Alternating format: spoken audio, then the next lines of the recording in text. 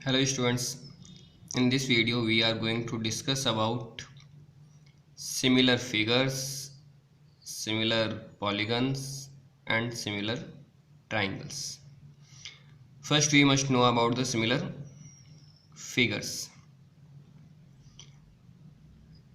According to the definition of the similar figures, two similar figures have the same shape but not necessarily the same size.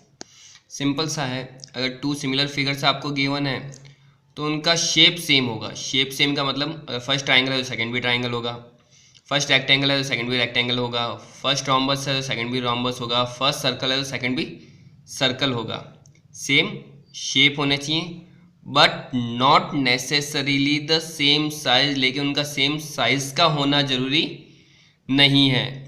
अगर आपको square given है तो first square 4 centimetre का हो सकता है और सेकंड स्क्वायर 6 सेंटीमीटर साइड का हो सकता है। तो हम मूव करते हैं, ऐसे कौन से एग्जाम्पल्स है जो सिमिलर फिगर्स को रिप्रेजेंट करते हैं जिनका शेप तो सेम है लेकिन साइज सेम नहीं है। अगर आप टू सर्कल्स लेते हैं, अगर हम टू सर्कल्स ड्रॉ करते हैं जैसा मैंने यहाँ पर ड्रॉ कर रखा है, इनकी रेडियस डिफरेंट है, इसका मतलब साइज सेम नहीं है लेकिन इनका शेप सेम है।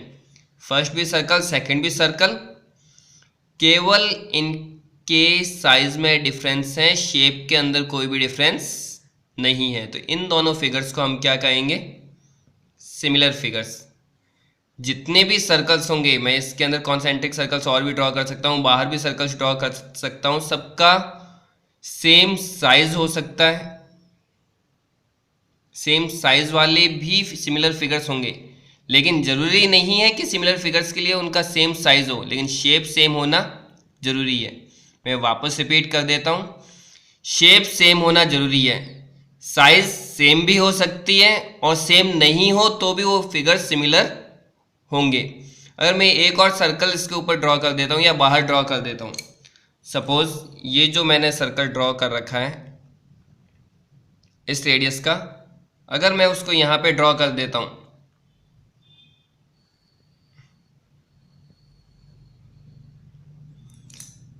तो मैं ये कह सकता हूँ ये सर्कल और ये सर्कल तीनों ही सिमिलर फिगर्स हैं।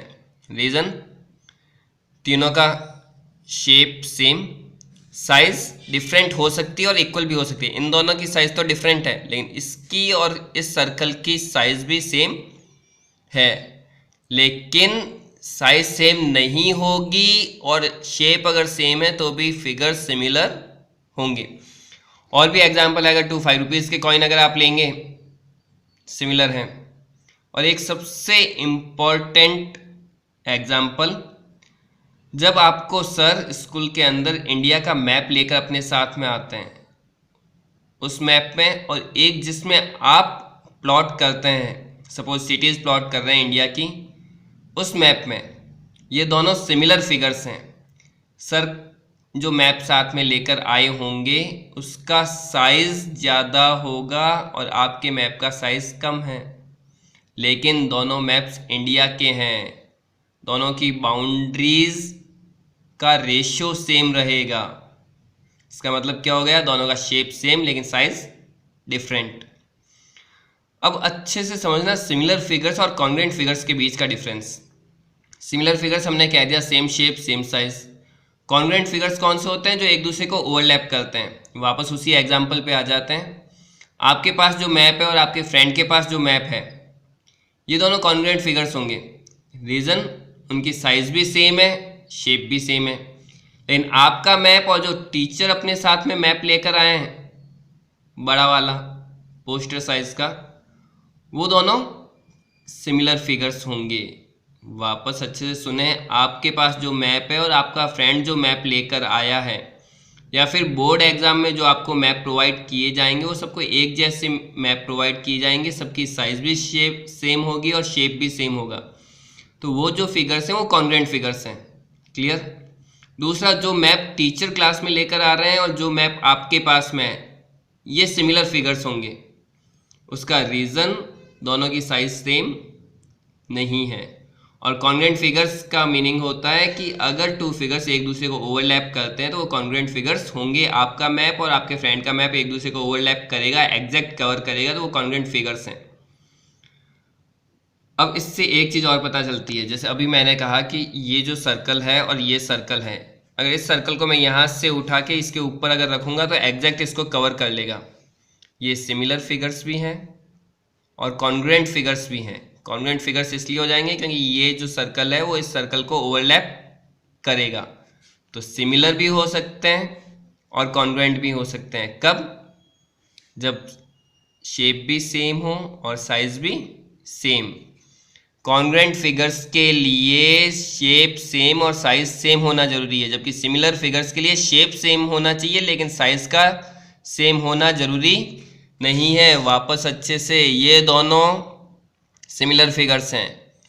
फर्स्ट सर्कल और ये थर्ड सर्कल, ये भी सिमिलर फिगर्स हैं, लेकिन ये दोनों कॉन्ग्रुएंट नहीं है, ये एक दूसरे को ओवरलैप नहीं कर रहे। लेकिन ये सर्कल और ये सर्कल एक दूसरे को ओवरलैप करेगा।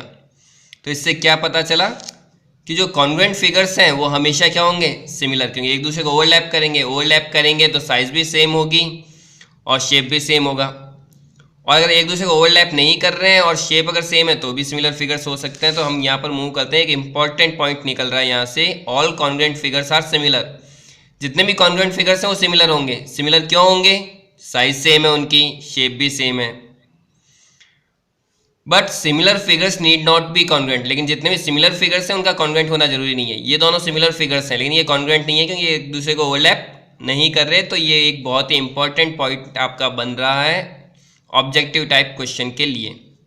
अब मूव करते हैं सिमिलर पॉलीगन्स। पॉलीगन्स क्या होते हैं? अर्लियर क्लासेस के अंदर हमने कर रखा है, लाइन सेगमेंट्स का यूज़ करके अगर क्लोज्ड फिगर बना दिए जाएं तो वो होंगे पॉलीगन्स। फॉर एग्जाम्पल 3 साइड से ट्राइंगल, 4 साइड से क्वाड्रिलेटरल, 5 साइड्स का अगर आप यूज़ करेंगे तो पेंटागन। अब मूव करते हैं कि रेगुलर पॉलीगन्स क्या होते हैं। रेगुलर पॉलीगन्स होंगे जिनकी साइड्स इक्वल हो और इंटीरियर एंगल्स भी इक्वल होंगे। क्लियर? तो अब अगर हमको ये कहा जाए कि टू पॉलीगन्स सिमिलर क्या होंगे, कब होंगे? पॉलीगन सिमिलर कब होंगे? इधर आ जाइए आप। ये पॉलीगन है स्क्वायर एक पॉलीगन है, 4 साइड से बना है। ये सिमिलर कब होंगे? सिमिलर होने के लिए शेप सेम होना चाहिए। शेप सेम होने के लिए एंगल्स का सेम होना जरूरी है, first and important thing. Next, sides का रेशियो सेम होना जरूरी है। अगर ये 4 सेंटीमीटर, ये 6 सेंटीमीटर, तो ये भी 4 और 6 होना चाहिए, ये भी 4 और 6 होना चाहिए, ये भी 4 और 6 होना चाहिए। इसी वजह से जितने भी स्क्वायर्स हैं वो सारे सिमिलर फिगर्स के अंदर काउंट होते हैं। To polygons of the same number of sides, number of side same होना जरूरी है, अदरवाइज सिमिलर होंगे नहीं क्योंकि उनका शेप डिफरेंट हो जाएगा, जबकि शेप सेम होना जरूरी है। तो first important thing is two polygons of the same number of sides are said to be similar if their corresponding angles are equal. Angles equal होने जरूरी हैं, इंटीरियर एंगल्स। फर्स्ट फिगर के interior angles second figure के interior angles के equal होना जरूरी है। Next, their corresponding sides are in the same ratio. Same ratio का मीनिंग क्या हो गया? क्या मीनिंग है सेम रेशियो का?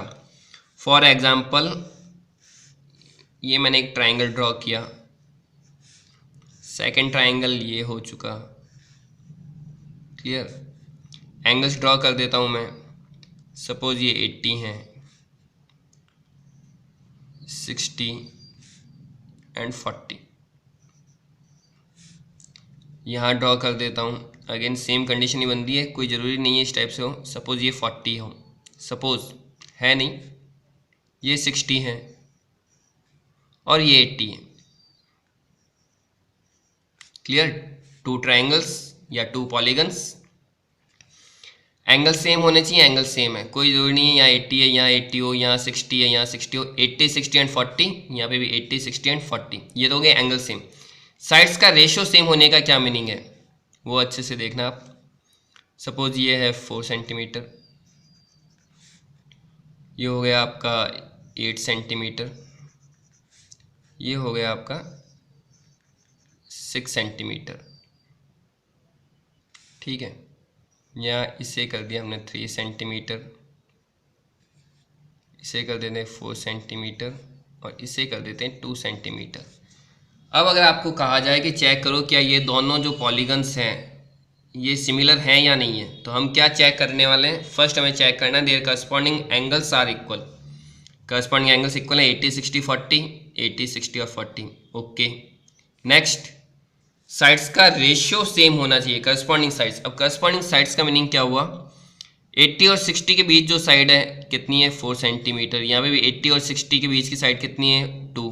इनका रेशियो अगर फाइंड आउट करेंगे, अगर हम इनका रेशियो फाइंड आउट करना चाहें तो 4/2, कैंसिल करने पर 2/1, रेशियो मिल रहा है 2/1। नेक्स्ट 60 और 40 के बीच में कितना है? 6। 60 और 40 के बीच में कितना है? 3।